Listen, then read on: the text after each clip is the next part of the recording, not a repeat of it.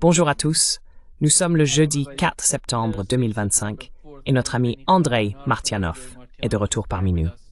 Bienvenue à nouveau Andrei, c'est toujours un plaisir. Andrei, je voudrais parler du défilé militaire en Chine. Beaucoup de gens discutent des armes, ce qui était nouveau, ce qui était ancien. Nous avons eu un reportage sur Sky News concernant les types d'armes que la Chine utilise lors de ce défilé. Voici le reportage, Andrei. Il dure littéralement 2 minutes, mais il est important de comprendre ce qu'ils essaient de nous dire.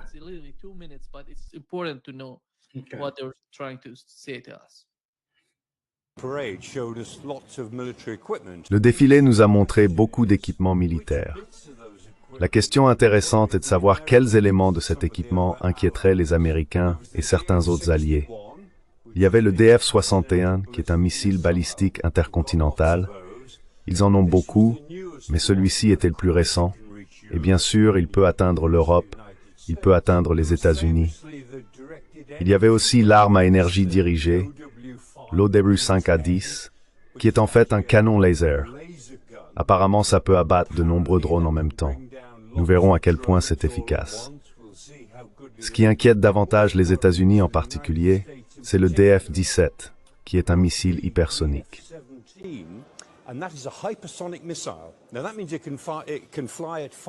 Cela signifie donc qu'il peut voler à 5 fois la vitesse du son, Mach 5, soit 10 000 km à l'heure. Cela le rend très difficile à intercepter, et de plus, le DF-17 nous a été présenté dans une version maritime, donc il existe une version capable d'aller en mer, ce qui représente une véritable menace pour tout grand navire de guerre américain, porte-avions ou autre. Parmi les modèles plus exotiques, nous avons vu l'AJX-002, qui est un drone sous-marin, une sorte de croisement entre un sous-marin et une torpille, capable de remplir les fonctions des deux.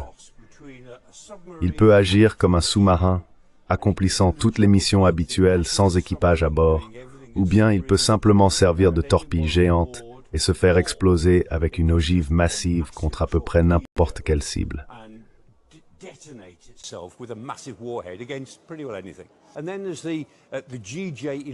Et puis il y a le GJ-11, le Sharp Sword, qui est un appareil, un drone sans pilote, capable de voler aux côtés d'un avion piloté. Ainsi, un seul pilote pourrait contrôler 4 ou 5 ailiers qui l'accompagnent, agissant simplement comme leur propre groupe aérien indépendant. Maintenant, toutes les armées occidentales travaillent sur ce genre de choses. Elles ont leur propre programme pour faire exactement cela. Mais les Chinois voudraient nous faire croire qu'ils y sont déjà parvenus. Je ne sais pas si c'est vrai, mais c'est ce qu'ils veulent nous faire croire.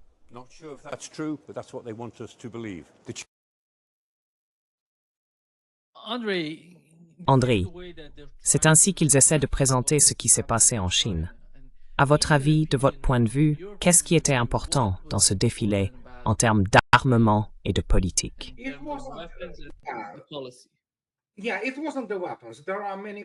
Oui, c'était pas les armes.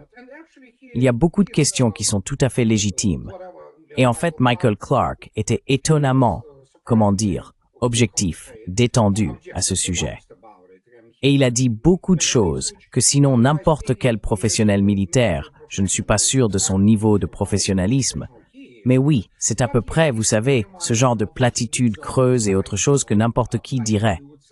Mais en réalité, ce n'était même pas le fait que des armes, comme cette torpille, je veux dire, c'est une tentative de copier. Eh bien, évidemment, le Poséidon, qui est en développement depuis 2 décennies et qui est maintenant officiel. Mais c'est une toute autre histoire avec le Poséidon.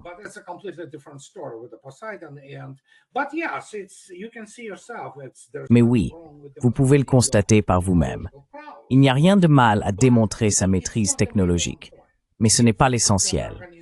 C'était l'organisation, la magnificence du défilé, la façon dont il défilait, la manière dont cela s'est manifesté, qui a donné l'impression d'une démonstration puissante de force et de détermination de la part des Chinois, pas seulement du gouvernement, mais aussi du peuple. Et le fait qu'ils aient finalement dit, vous savez quoi? Il y a une raison pour laquelle nous sommes membres permanents du Conseil de sécurité des Nations Unies. Nous sommes l'un des 5 vainqueurs. Je ne sais pas comment la France s'est retrouvée là, Mais bon, c'est une toute autre histoire.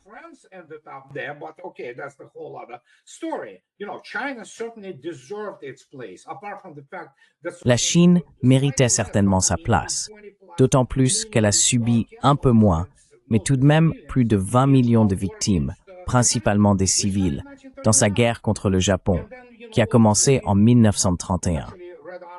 Et puis, vous savez, en réalité, l'armée rouge était déjà, vous savez, célèbre lorsque Zhukov a détruit les formations japonaises et ce genre de choses. Et évidemment, les Chinois ont combattu les Japonais. Les États-Unis sont entrés dans cette guerre en 1941. Et évidemment, la Chine affirme aujourd'hui, et c'est exact, que c'est sa victoire. Évidemment, je comprends pourquoi, et il est tout à fait justifié qu'il y ait une lamentation américaine et une consternation américaine tout aussi justifiée à l'idée que oui, ils vont minimiser notre rôle.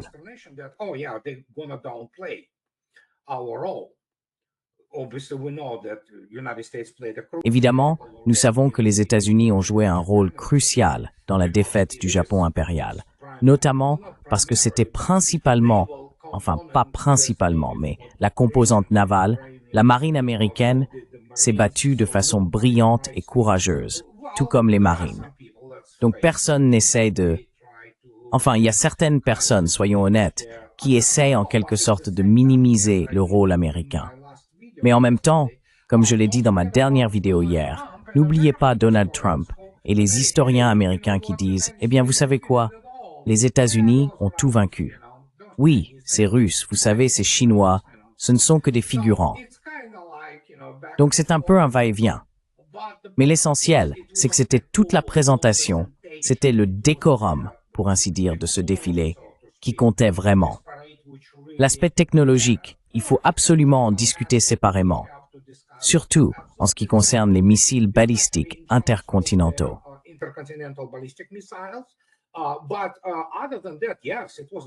Mais à part cela, oui, c'était très impressionnant. Et encore une fois, on regarde comment le personnel défile, comment tout est orchestré. C'est extrêmement puissant, vous savez. Ensuite, bien sûr, il y a ces délégations, ces dirigeants venus du monde entier. Donc c'est surtout que cela faisait suite à une réunion encore plus représentative de l'Organisation de coopération de Shanghai. Ce furent 4 jours entiers d'une démonstration massive de la façon dont le monde a changé. Nous vivons non seulement dans un monde multipolaire, nous vivons dans un monde où l'OCS, l'Organisation de coopération de Shanghai, et ce grand trio commencent à dominer et à le façonner, en particulier le Sud global.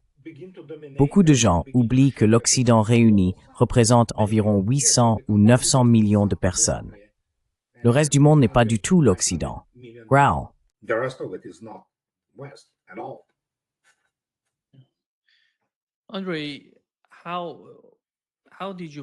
André, comment as-tu trouvé la participation de l'Inde? Si je ne me trompe pas, après 7 ans, Modi s'est rendu en Chine. Qu'est-ce que cela nous indique? Quel est le résultat? Disons-le ainsi. Qui a incité Modi à aller en Chine?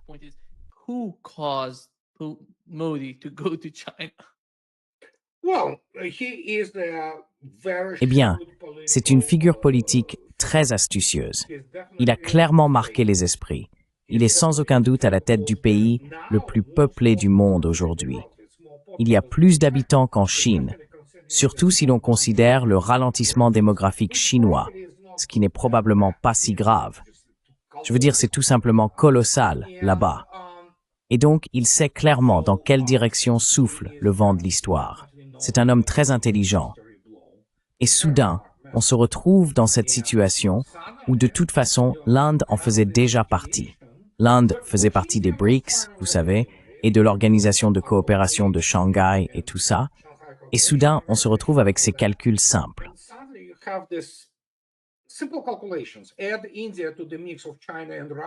Ajoutez l'Inde au mélange de la Chine et de la Russie et vous obtenez l'alliance économique et militaire la plus puissante au monde, de toute l'histoire, plus puissante que l'OTAN.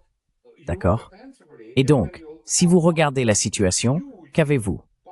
Une énorme partie de la population, et vous représentez une page absolument nouvelle dans l'histoire de l'humanité. Bien sûr que vous voulez être du côté des vainqueurs. Il n'y a rien de mal à cela. Je veux dire, comme tout le monde le sait, la victoire a de nombreux pères. Seule la défaite est toujours orpheline, vous savez. Donc il n'y a rien de mal à ce que l'Inde, qui est un acteur, qui est un pays, qui doit enfin décider du chemin qu'elle va prendre.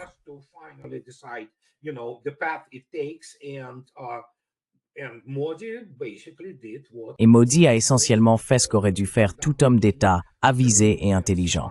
Il est allé en Chine. Et puis soudain, ce que l'on constate, et encore une fois, ces dernières 96 heures, je veux dire quoi? Oui, 96. 4 jours. C'est tout. Nous vivons dans un monde complètement nouveau. Je veux dire, cela a été essentiellement déclaré officiellement là-bas. Et oui, après que l'Inde a retrouvé sa colonne vertébrale et a dit aux États-Unis d'aller se faire voir. Voilà.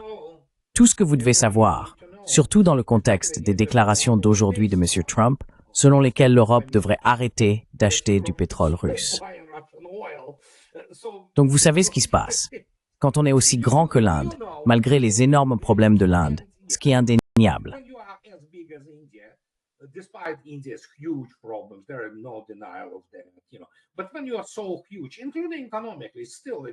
Mais quand on est aussi immense, y compris sur le plan économique, c'est encore une économie massive là-bas, et ce n'est pas uniquement des biens de consommation. Ils en produisent certains. Ils ont un secteur industriel très développé et ce genre de choses. Il faut aller là où se trouve l'avenir. Et l'avenir, comme je le dis depuis maintenant une dizaine d'années, se trouve sur le continent eurasiatique. C'est l'Eurasie. Que puis-je dire? Voilà, c'est tout. On fait ses choix et on sait qu'on va en tirer profit. C'est simple. Vous savez, une analyse de rentabilité pour que nous puissions en bénéficier, une analyse coût-avantage, et voilà.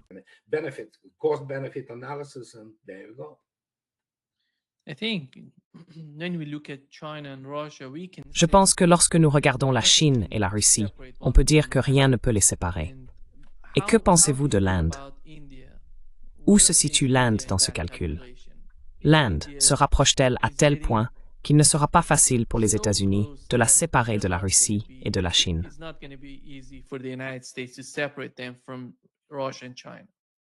Il semble pour cela et ne puissions pas dire ce que ça passera. Comment est-il?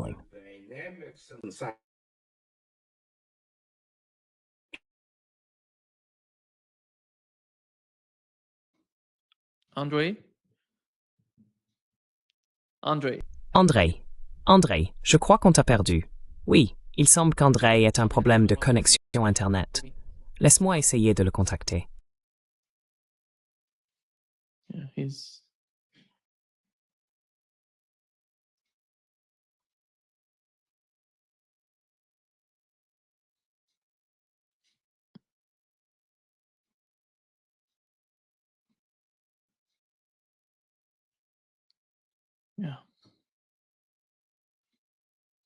Oui, j'essaie de le contacter. Une minute.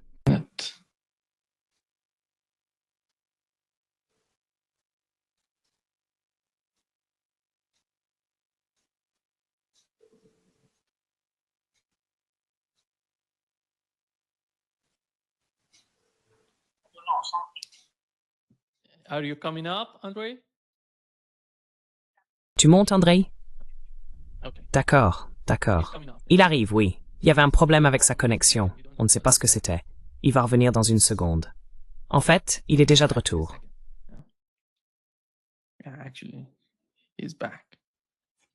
Je suis désolé. C'est la CIA qui essaie de tout interrompre. Oui, je veux dire...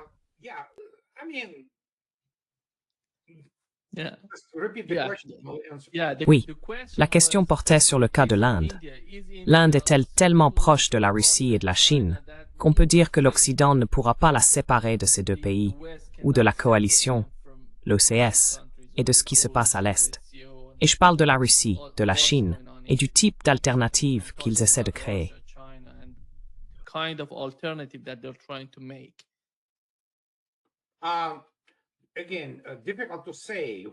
Encore une fois, difficile à dire. Nous savons que parfois l'Inde est instable, et bien sûr, comme beaucoup de pays, elle agit en fonction de ses intérêts. Mais il est évident qu'à l'heure actuelle, L'avantage est du côté de la Chine et de la Russie. Il n'y a aucun doute là-dessus. Et encore une fois, beaucoup de gens oublient. L'Inde importe une quantité énorme d'armement russe, et il s'agit d'armes de haute technologie. Si l'on regarde les dernières frégates de la marine indienne, la classe Talwar, ce sont essentiellement des frégates russes de la classe Admiral Grigorovitch. Et si l'on considère le BrahMos, et puis devinez quoi? Aujourd'hui, dans l'actualité, l'Inde veut plus de S-400. Donc, tirez-en vos conclusions. Et vous savez, ils discutent aussi en ce moment de la question des Su-57.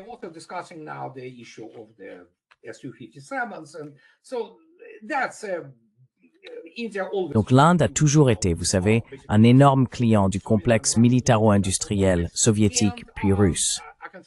Et je peux vous dire une chose. Oui, ils ont manifestement eu des problèmes avec les Rafales qui ne fonctionnaient pas correctement, contrairement au S-400, que Modi n'a cessé de louer. Donc oui, c'est comment dire.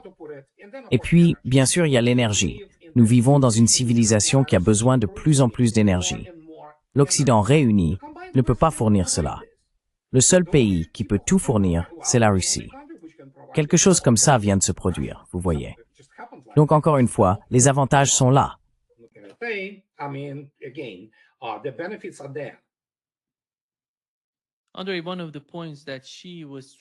André, l'un des points qu'elle essayait de souligner, c'est que nous devons choisir entre la guerre et la paix, la coopération et la confrontation, ou une coopération gagnant-gagnant contre un jeu à somme nulle. Et elle s'adresse directement aux États-Unis en disant cela. Penses-tu que la Chine craint encore que les États-Unis entreprennent une action militaire contre elle?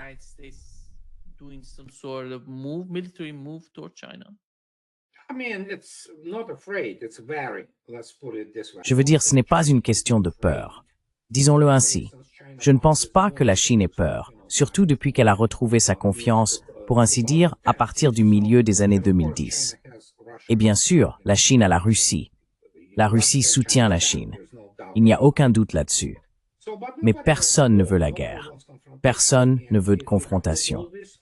Et il faut toujours garder à l'esprit que Washington, D.C. est rempli de fous furieux. En gros, des gens qui...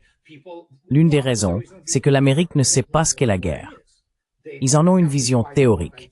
Mais personne aux États-Unis, personne, zéro, y compris les militaires, ne comprend vraiment ce qu'est une guerre continentale.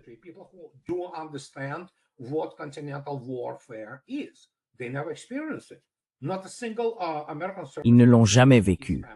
Pas un seul militaire américain n'a perdu sa famille, sa femme, ses enfants, sous le feu ennemi. Leurs maisons n'ont jamais été incendiées. Ce n'est tout simplement pas leur réalité. Ils n'en ont aucune idée. Tous ces anciens combattants aussi. Ils ont tué quelqu'un ailleurs, dans des zones reculées. Ils n'ont jamais eu à défendre leur famille. Ils ne savent pas ce que c'est. Ils ne comprennent pas la configuration psychologique, en fait, de tout cela. Car il n'y a aucun point de référence, ni historique, ni culturel, ni autre. En revanche, la Chine comprend cela. Elle a perdu un nombre énorme de personnes pendant l'occupation japonaise et pendant la guerre. Donc la Chine comprend très bien le prix à payer.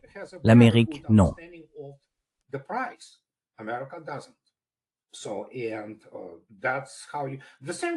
Il en va de même pour la Russie, par exemple. Les Russes ont-ils peur des États-Unis? Non. Mais il y a toutes sortes de cinglés, comme il y en avait dans l'administration Biden, qui pensent qu'ils sont invulnérables parce qu'ils sont idiots. Je veux dire, il suffit de regarder l'éducation militaire et la plupart des stratèges américains proches du pouvoir et qui gravitent autour de Washington, D.C. La plupart sont en gros des crétins. Ils ne comprennent rien à ce que cela implique, ni aux conséquences. Si vous allez voir un sénateur stupide, vous ne pouvez pas expliquer à Lindsey Graham que son adresse est connue. Il ne comprend même pas que, vous savez, les Russes peuvent littéralement lancer des missiles qui arriveraient à sa porte, parce qu'ils en ont tous assez de la propagande hollywoodienne. Sans comprendre que, sur le plan technologique, les États-Unis ont perdu la course aux armements de loin.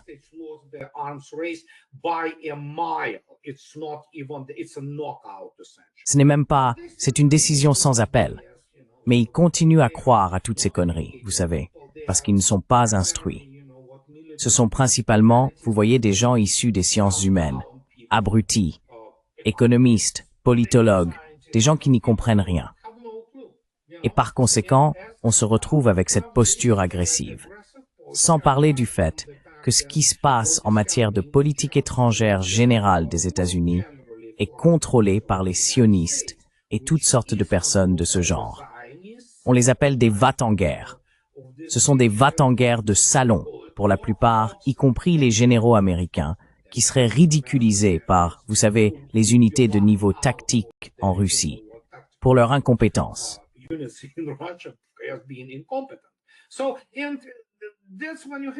Alors, c'est dans ce genre de situation qu'il faut avancer avec prudence, car si vous déclenchez une réaction chez certains groupes anxieux à Washington, D.C., et ils sont extrêmement anxieux, et chez des narcissiques comme Trump par exemple, qui sait ce qu'ils peuvent faire.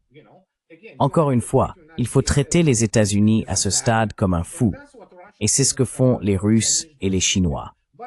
Mais militairement, si les États-Unis déclenchent une guerre sérieuse, ils cesseront d'exister. C'est aussi simple que cela. Que puis-je dire? Il faut simplement rappeler constamment aux élites politiques et militaires américaines qu'elles mourront, ainsi que leurs familles, leurs biens. Ce sera en gros un parking s'ils ne comprennent pas ce qu'ils font.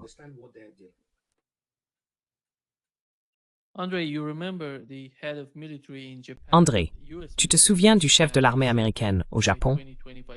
Il a dit qu'en 2025, sous l'administration Biden, ils allaient avoir une sorte de conflit militaire direct avec la Chine. Et cela a été d'une certaine manière réitéré par l'ambassadeur américain auprès de l'OTAN sur Fox News. Voici ce qu'il a dit, André.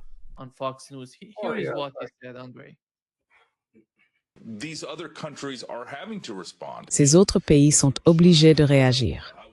Et vous savez, la Chine, je tiens à le souligner, la plupart des équipements militaires qu'ils ont présentés lors de ce défilé étaient des technologies très probablement volées aux États-Unis ou à nos alliés.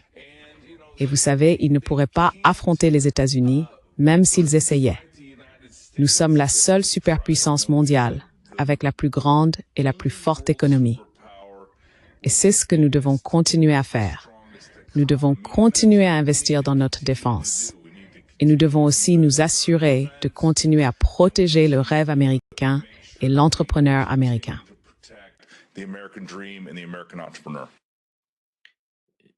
Est-ce qu'ils font vraiment ça, André? Est un imbécile, comme on pourrait s'y attendre de n'importe quel produit du système éducatif américain de nos jours. Ce type est un clone, et il parle comme si on était en K84. Ce n'est même pas de la novlangue, c'est juste un ensemble de mots qui n'ont aucune signification. Ils ne veulent rien dire. Voilà les clichés, tu vois. C'est de la merde, en gros. Des déchets verbaux, de la diarrhée verbale. Mais encore une fois, hier, ce crétin de Jess, peu importe son nom, ce connard suffisant, pardonnez-moi l'expression, de Fox News, il a dit qu'il fallait faire sauter le Power of Siberia. Tu vois.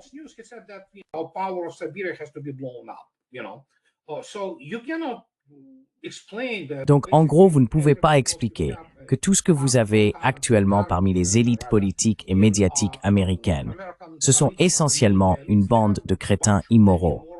Ils prônent le terrorisme parce qu'ils sont faibles. Et ce type, Whitaker, je ne sais pas, c'est juste de la diarrhée verbale. Il débite des choses qu'il ne comprend même pas. Prenez un général américain moyen, d'accord, ou n'importe quel professeur de l'école d'état-major et de commandement, disons, de Leavenworth, Kansas. Il ne réussirait même pas les examens d'entrée de n'importe quelle académie militaire russe sérieuse. Ils n'ont pas les bases.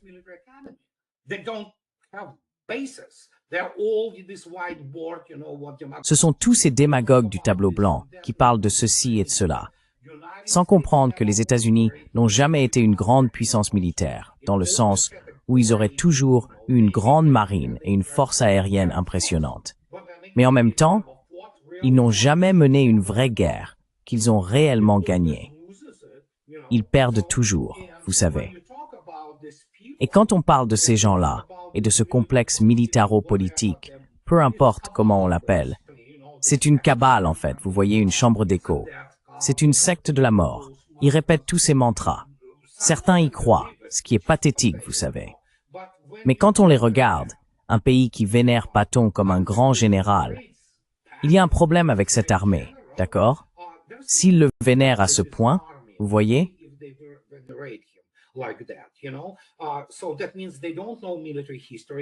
Cela signifie donc qu'ils ne connaissent pas l'histoire militaire, qu'ils ne comprennent pas l'art opératif, ni les opérations. Et nous l'avons vu. Allons, nous avons vu cette belle planification de la contre-offensive. Elle a été conçue par des gens comme Donahue et Guder, vous savez, ces types de haut niveau, les soi-disant personnes respectables, et ils ont sacrifié plus de 160 000 soldats. Ils n'ont même jamais atteint la première ligne de défense. Mais cela montre essentiellement qu'ils sont des amateurs. Ils évoluent dans cet amas, ce tas de théories militaires qui n'ont rien à voir avec la guerre réelle. Mais vous ne pouvez pas leur expliquer, car ils sont arrogants. Pour certains, l'arrogance n'est en fait que l'envers d'une insécurité totale.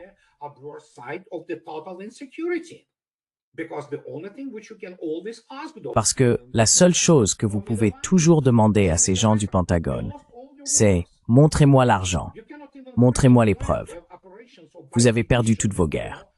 Vous n'êtes même pas fichu de planifier vos opérations par division, encore moins par grandes armées. Ils n'ont tout simplement aucune expérience de cela. Ils s'accrochent encore, vous savez, à ce qu'a vraiment été cette première guerre du Golfe. Je veux dire, si je dis que je viens de sortir et que j'ai botté les fesses d'un gamin de 5 ans dans un bac à sable, est-ce que j'en suis fier? Non. Mais ils n'étudient rien. Vraiment. Vraiment. Rien. Et on sait que, par exemple, le niveau académique, ou plutôt l'absence de niveau, dans toutes ces académies militaires, surtout quand on regarde l'académie militaire de West Point, je sais pas, c'est juste que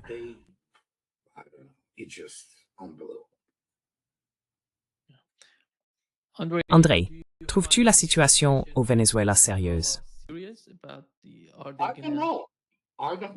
je ne sais pas, je ne sais pas, je ne sais vraiment pas. Et comme l'a dit Garland Nixon, pour tout ce qu'on en sait, les vidéos et photos qu'il montre pourraient être des images anciennes. Vous savez, de vieilles vidéos datant de plusieurs années. Donc je ne sais pas. C'est difficile pour moi de me prononcer. Je veux dire, beaucoup de choses sont faites pour des raisons de relations publiques et de publicité. Qui sait?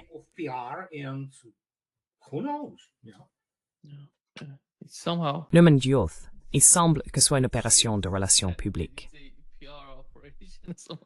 Oui, en grande partie, oui. Je ne peux pas imaginer que les États-Unis, sous l'administration Trump, soient assez stupides pour intervenir au Venezuela. Ce serait un énorme problème pour eux.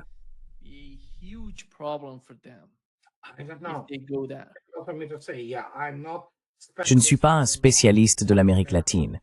Je connais certaines choses, mais encore une fois, il faut comprendre que l'administration Trump est remplie de va-t-en-guerre et d'imbéciles comme Marco Rubio.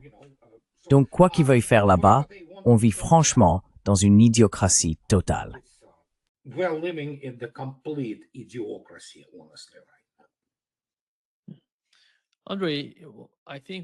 André, je pense que l'une des choses les plus importantes que nous avons apprises lors de ce sommet, c'est qu'il y a eu un accord entre la Russie et la Chine concernant le gazoduc Force de Sibérie numéro 2, qui sera construit de la Russie vers la Chine en passant par la Mongolie.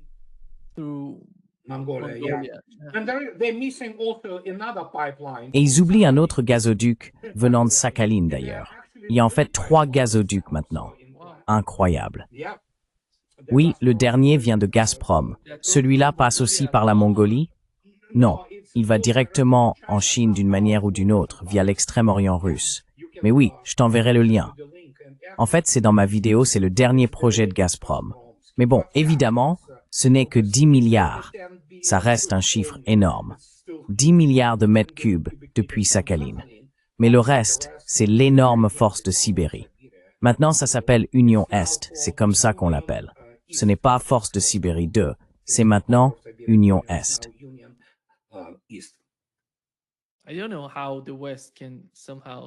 Je ne sais pas comment l'Occident pourrait, d'une manière ou d'une autre, créer des problèmes pour ces projets. Andrei, alors que nous assistons à ce qui se passe entre la Russie et la Chine, on voit l'Europe avancer avec cette coalition de volontaires et toutes ces initiatives. Penses-tu que ces gens se soucient vraiment de ce qui se passe avec leur économie? Ont-ils vraiment le sentiment qu'ils doivent faire quelque chose pour l'Europe, pour leur économie, ou bien ne se préoccupent absolument de rien en Europe?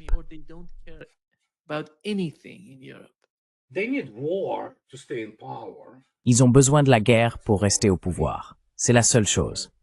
Aujourd'hui, le SVR, le service de renseignement extérieur de la Russie, a publié une déclaration à propos, par exemple, de Scholz.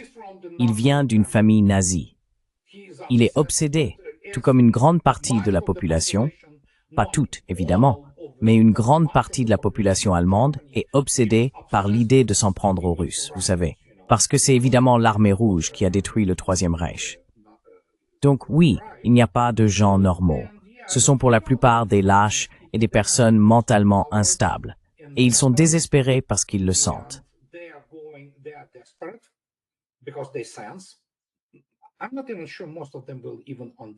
Je ne suis même pas sûr que la plupart d'entre eux comprennent réellement les mécanismes de ce qu'ils vivent en ce moment. Ils n'ont tout simplement pas les outils nécessaires. La plupart sont des avocats, ou comme von der Leyen, elle est gynécologue. Oui, vous savez quoi, je n'ai jamais entendu parler d'un commandant de véhicule blindé qui soit gynécologue ou quelque chose comme ça. Mais bon, voilà, ce sont ces gens-là. Ce sont ces gens-là. C'est un panoptique. C'est un cirque. Et par conséquent, oui, par exemple, Macron a besoin de la guerre. Merz a besoin de la guerre. Starmer a besoin de la guerre parce qu'ils sont en faillite. Leur pays, l'Europe, c'est fini. C'est terminé pour eux.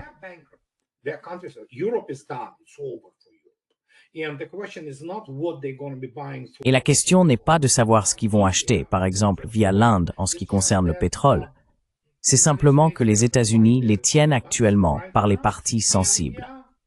Et oui, ils vont acheter du gaz naturel liquéfié aux États-Unis à 3 fois le prix lorsqu'il sera disponible pour l'Europe.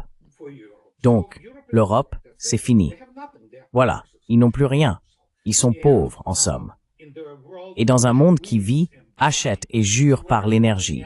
Et encore une fois, la demande augmente de façon spectaculaire chaque année. Oui, l'économie européenne va mourir très bientôt. Et ce n'est pas seulement une question de finances, c'est une plongée dans la stérilisation. Voilà.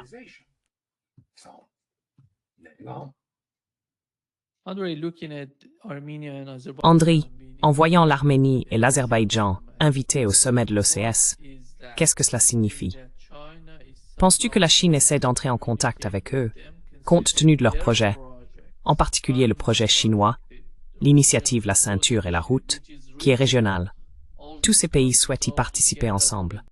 Comment vois-tu cela, à ton avis?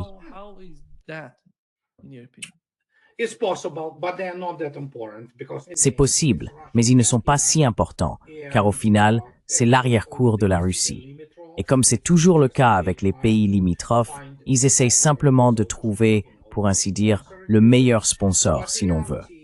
Mais en réalité, les deux sont insignifiants, dans la mesure où les Russes ont déjà expliqué très clairement à l'Azerbaïdjan que s'ils continuaient à jouer à toutes sortes de sales jeux, comme permettre à leurs drones de décoller depuis leur territoire, y compris contre l'Iran d'ailleurs, à propos duquel le ministère iranien des Affaires étrangères leur a déjà dit directement « Nous savons que c'est vous qui avez fourni les rampes de lancement aux Israéliens. » Et bien sûr, il y a eu une panique à Bakou.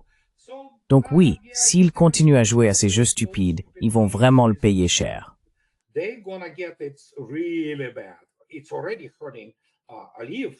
Cela nuit déjà à Aliyev, par exemple, au gouvernement qu'on appelle le régime Aliyev. Peu importe. Gravement. Mais pour l'Arménie, ils croient encore que la diaspora est la plus grande. Vous savez, la diaspora arménienne de France, la diaspora arménienne de Californie. Eh bien, s'ils veulent disparaître en tant que nation, c'est leur affaire. Vous savez, pour la première fois, ils pensaient représenter une certaine valeur, vous voyez, pour les Russes. Et les Russes ont dit, d'accord, Allez-y.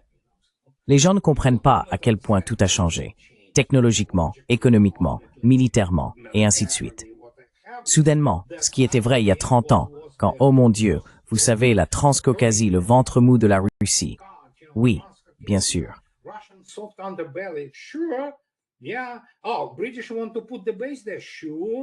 Oh, les Britanniques veulent installer une base là-bas, bien sûr. Monsieur Iskander est prêt à la visiter quand elle sera construite, et cela sera fait en 10 minutes. Donc oui, c'est tellement simple maintenant, vous savez.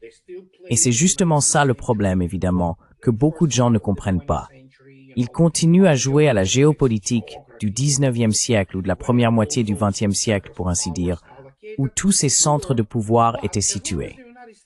Bien sûr, mais tant que les États-Unis n'y installent pas leurs missiles, ça devrait aller, vous savez. Mais le fait est que, comment dire, nous avons vu ce qui s'est passé ces 3 dernières années et demie, et cela l'explique assez bien. Andre, you talk about you said about you mentioned India and the way André, tu as mentionné l'Inde et la façon dont elle se rapproche de la Russie et de la Chine. Qu'en est-il de la Turquie? Comment vois-tu la situation avec la Turquie, sachant qu'Israël affirme que du point de vue des Israéliens, la Turquie devient un problème plus important que l'Iran, parce que cela pourrait d'une certaine manière pousser la Turquie davantage vers l'Est.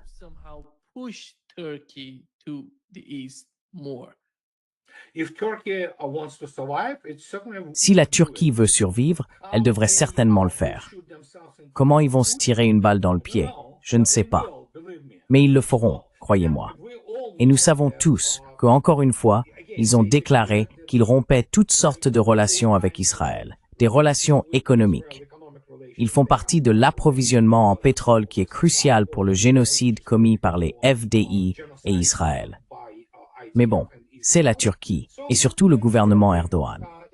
Ils n'ont pas de principe. Ils n'ont que le désir de s'asseoir sur toutes les chaises en même temps.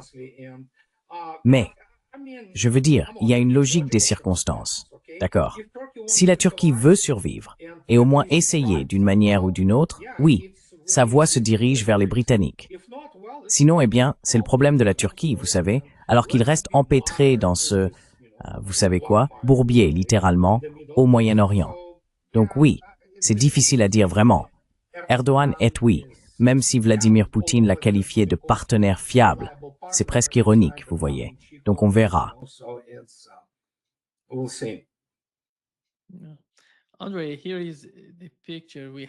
Oui, André, voici l'image que nous avions de Gerasimov lors de son briefing. Tu vois la carte au mur qui montre que Odessa et Nikolaev, et jusqu'à Kharkov, font partie de la Russie. Maintenant, la Russie. Est-ce que c'est une sorte de... je ne sais pas. Essaie-t-il? Quel est le but de cette carte? Disons-le comme ça, à ton avis. What is the point of this map? Let's put it this way, in your opinion. Eh bien, finalement, tout cela sera tranché. Oui, disons-le clairement encore une fois. À maintes reprises, l'État russe fait une déclaration, et elle est immédiatement couverte et obscurcie par la quantité d'âneries des médias occidentaux et de M. Trump lui-même, qui, de toute évidence, traverse des moments schizophréniques. Et je ne suis même pas sûr qu'il soit encore capable de mener une discussion sérieuse, quelle qu'elle soit. Mais nous commençons à avoir, vous savez, presque une seconde répétition de l'administration Biden, d'une certaine manière. Donc non, comme Vladimir Poutine l'a répété il y a seulement quelques jours, il a dit qu'au final, ce sont les habitants de ces territoires qui doivent décider par le vote. Il ne parle donc évidemment pas de ces 4 nouveaux oblasts qui font désormais partie de la Fédération de Russie.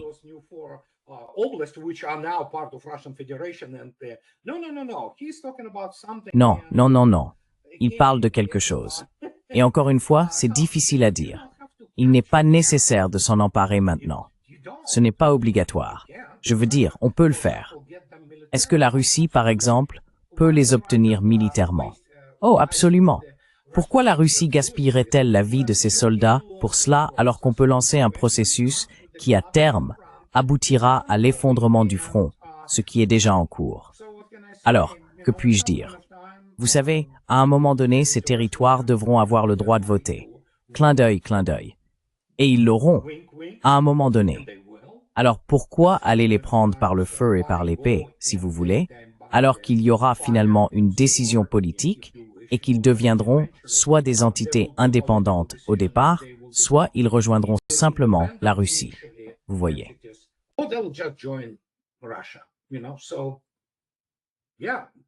Donc oui, les Russes ne sont pas en Russie. Et croyez-moi, les Russes ont déjà fort à faire avec ces 4 nouveaux oblasts. Vous savez qu'ils sont encore en train de débarrasser de la corruption, une corruption totale et du crime organisé laissé par l'Ukraine. Alors pourquoi la Russie voudrait-elle s'encombrer de cela maintenant, pour ainsi dire? Laissez-les un peu mûrir, laissez-les se stabiliser un peu plus jusqu'à ce qu'ils soient prêts. Et alors cela arrivera.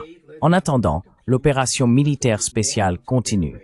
Et comme l'a déclaré Vladimir Poutine, s'ils ne veulent pas résoudre cela, je cite d'il y a 2 jours, il y a 48 heures, s'ils ne veulent pas le faire politiquement, nous le ferons militairement.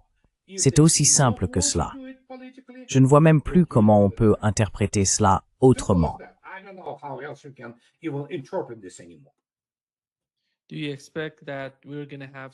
Pensez-vous que nous allons assister à une certaine escalade dans la guerre en Ukraine?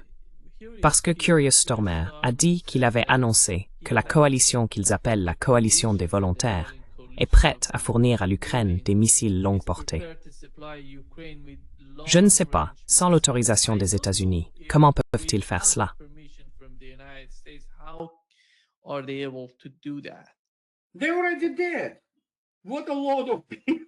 Ils l'ont déjà fait. Ce que beaucoup de gens appellent ce Taurus, c'est probablement déjà un coup de chance. Scalp, Storm Shadow, ils les utilisent depuis 2022. Donc tout cela, c'est du pur marketing.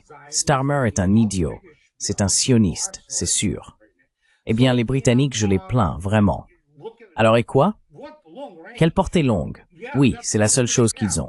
Ils n'ont rien de plus. Starmer au Royaume-Uni n'a pas d'accès indépendant, par exemple, au TLAM, c'est-à-dire le Tomahawk Land Attack Missile.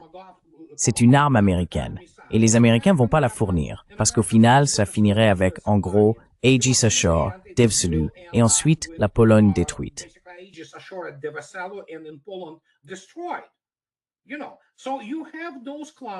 Vous savez, il y a ces clones, ces chihuahuas, des gens sans véritable force militaire, ce qui est bien sûr la France. Si vous retirez leur petit arsenal nucléaire, le Royaume-Uni et la Bundeswehr, ils sont pathétiques. Je ne parle même pas des plus petits, vous savez, les chiens de poche comme les Pays-Bas ou l'Italie. Donc ils n'ont pas d'armée, ils n'ont pas de véritable force armée sérieuse. Et chaque fois qu'il dit « Oh oui, sur le papier, nous fournissons ceci ou cela », oh, ils ont ce truc de flamant rose que les Russes adorent. C'est incroyable. Ce n'est que du marketing. C'est la seule chose qu'ils savent faire. Ils n'ont aucune compétence réelle dans la vie. D'accord? Aucune. Ils n'ont pas d'éducation. Ce sont des idiots.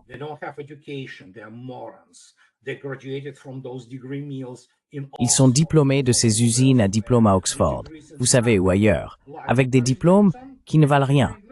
Comme Boris Johnson, il avait un diplôme en littérature anglaise. Que puis-je dire? Oui, c'est sûrement une bonne chose pour diriger des pays, n'est-ce pas? Et que puis-je dire? C'est pour cela qu'on parle de la fin de l'Occident. L'idée occidentale de la gouvernance, c'est ça. C'est tout le problème, que les gens ne comprennent pas. On ne peut pas les préparer avec quelques cours et les envoyer à la Sorbonne pour étudier la politique. Vraiment?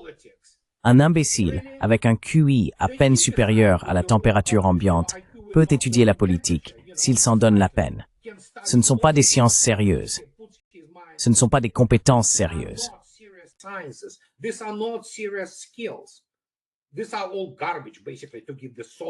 Tout cela, c'est de la foutaise, en gros.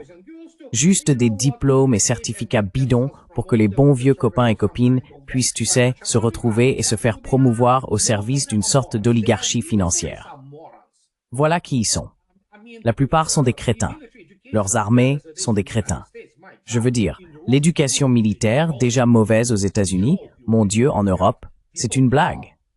C'est une blague. Il y a littéralement des gens qui n'ont aucune idée, en fait. Pas tous, mais la plupart. Ils ont ces grosses, tu sais, épaulettes, et ils suivent tous ces, tu sais, cours généraux ou peu importe. Et qu'est-ce qu'ils y apprennent? Eh bien, on sait ce qu'ils y apprennent, et ça ne sert à rien. André, Macron, André, Macron, après cette réunion, la coalition des volontaires a déclaré que de nouvelles sanctions contre la Russie seraient coordonnées avec les États-Unis si Moscou continue de refuser les pourparlers de paix. Je ne sais pas. Y a-t-il quelque chose dans les médias russes qui parle d'un refus des pourparlers de paix par la Russie? Je n'en ai pas entendu parler. Non. Les Russes ne s'en soucient plus, vraiment. Ils parlent de pourparlers de paix. C'est Macron. C'est Macron. Son gouvernement vacille, et ce type, on sait qui il est, et sa femme, son mari, peu importe comment on appelle cette chose. On sait qui ils sont. On sait ce que les Français voulaient. On sait ce qui arrive à la France. La France ne sera probablement plus là dans 20 ans, peut-être même avant. Donc ils paniquent là-bas, et ils parlent de choses qui n'arrivent pas. Ils vivent dans un univers parallèle, et ils font ça délibérément pour, vous savez quoi, embrouiller leur public déjà endoctriné. D'accord, que puis-je dire? Je sais en fait que Trump a dit qu'il n'avait pas l'intention d'imposer de nouvelles sanctions à la Russie. Les Russes s'en fichent, imposent ce qu'ils veulent. Mais c'est ce qu'il a dit.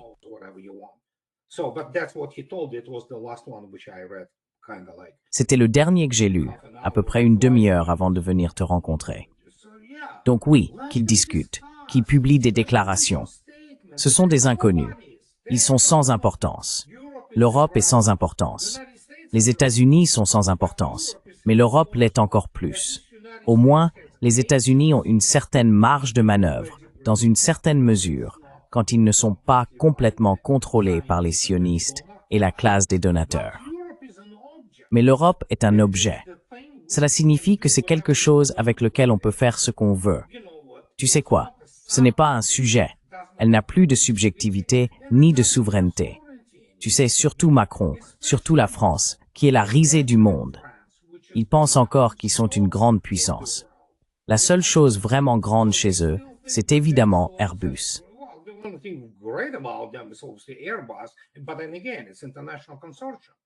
Mais en même temps, c'est un consortium international. Toutes sortes d'autres pays sont impliqués depuis le début de cette entreprise qui produit d'excellents avions, il n'y a aucun doute là-dessus.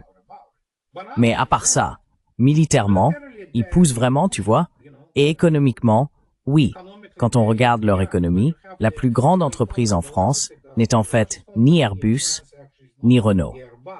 C'est en réalité Bernard Arnault qui vend des produits hors de prix à des imbéciles qui veulent se sentir très, tu vois, peu importe, région. Et tu sais de quoi je parle?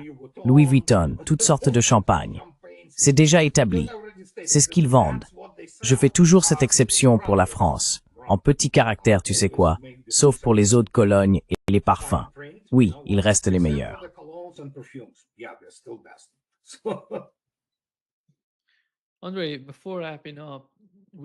André, avant de conclure, nous avons eu l'attaque israélienne au Yémen. De ton point de vue militaire, en ce qui concerne la stratégie militaire, de quoi s'agit-il exactement? Quel est le but de ce type d'attaque? Où ils n'ont même pas visé les Houthis. Ils ont attaqué une installation gouvernementale, et la plupart de ces personnes n'ont pas vraiment de lien avec les Houthis, et ils les ont tous tués, des civils. Oui. Comment quelqu'un en Israël, supposons que nous sommes en Israël, vous parlez aux personnes qui décident de ces attaques? Quelle est, selon vous, la logique derrière cela?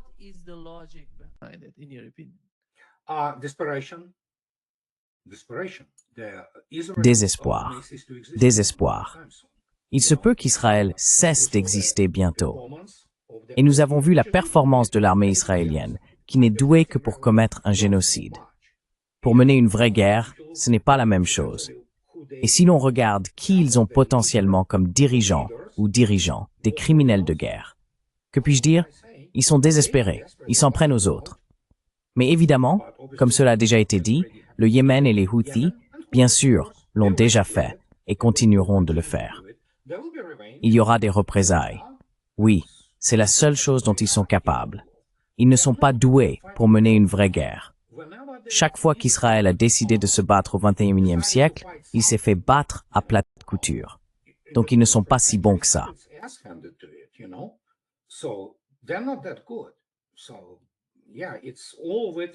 Donc oui, tout cela a principalement été fait par Hollywood et d'autres propagandes de l'AIPAC et d'Israël aux États-Unis, vous savez, en exagérant la situation, alors qu'en réalité, ils n'ont pas une armée si performante. Ils ont une sorte de force aérienne qui d'ailleurs, si on y regarde de plus près, a subi de lourdes pertes lors des conflits arabo-israéliens, surtout en 1973. Donc, voilà, encore une fois, je ne veux pas être accusé de racisme, ce qui n'est absolument pas le cas. Mais il faut dire que les Arabes n'ont pas un bon bilan militaire, pour rester poli, à l'époque moderne. Cela dit, ce sont des gens courageux. Beaucoup d'entre eux sont courageux, ne vous y trompez pas. Et beaucoup sont de bons combattants partisans, des guerrieros.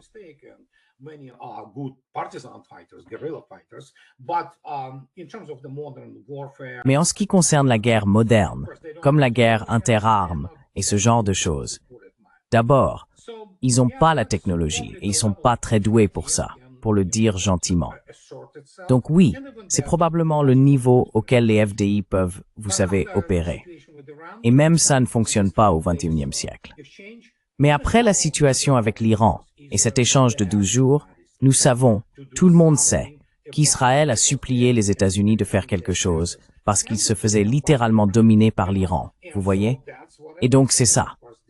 Et puis, bien sûr, ce jeu entre la direction iranienne et Trump, avec ce « oh oui », ce bombardement par des B-2 de je ne sais quoi, oh mon Dieu, c'est tout simplement incroyable. C'est incroyable. Et ils appellent ça des armées sérieuses.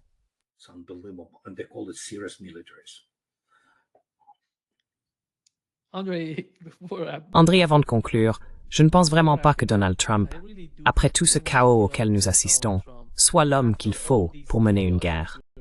Ressens-tu cela?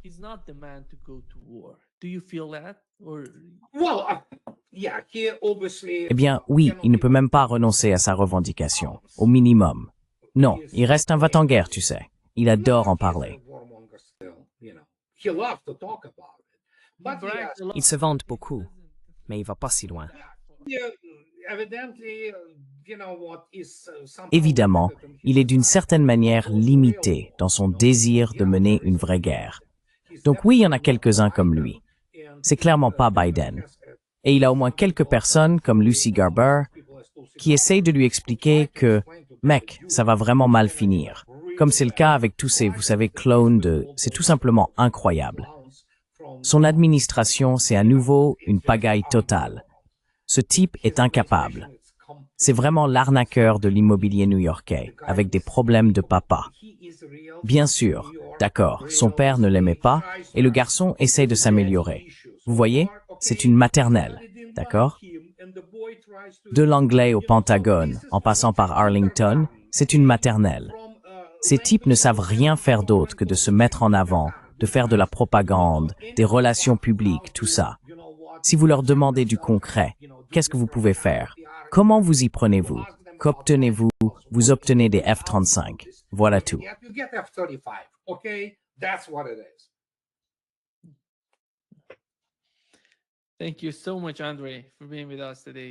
Merci beaucoup, André, d'avoir été avec nous aujourd'hui.